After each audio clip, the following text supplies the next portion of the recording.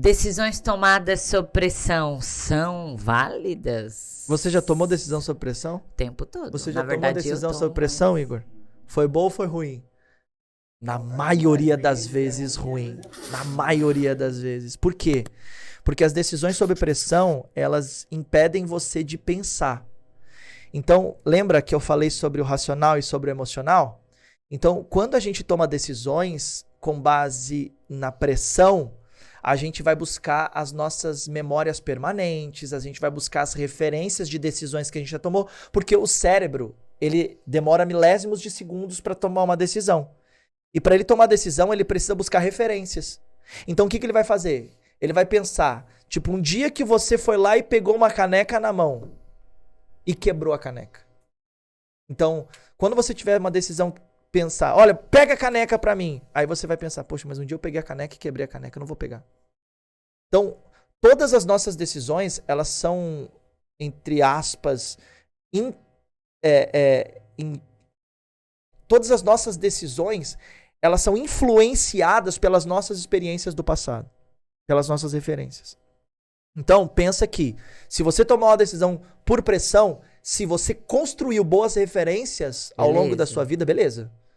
Então você vai tomar decisões sábias. Agora, se você não tem essas referências, saiba que o seu cérebro ele vai buscar referências do que tem. Então ele vai usar o que tem.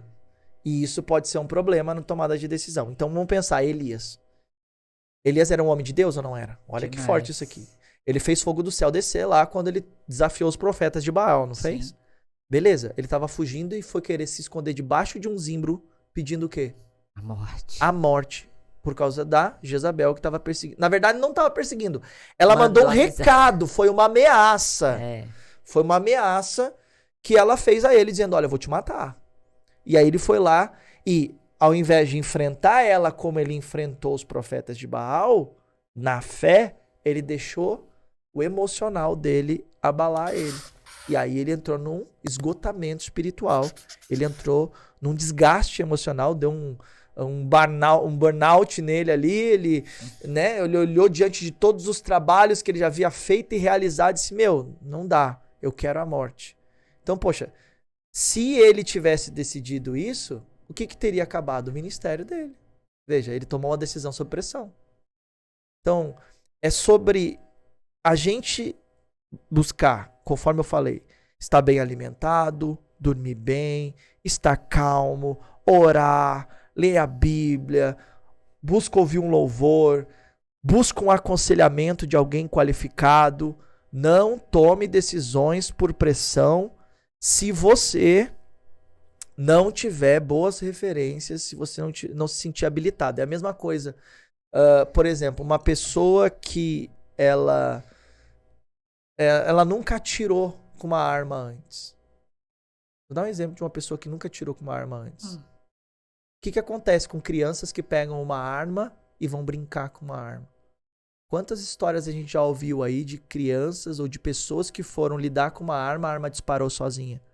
Por quê? Precisa de habilidade para lidar com uma arma, porque ela é muito sensível.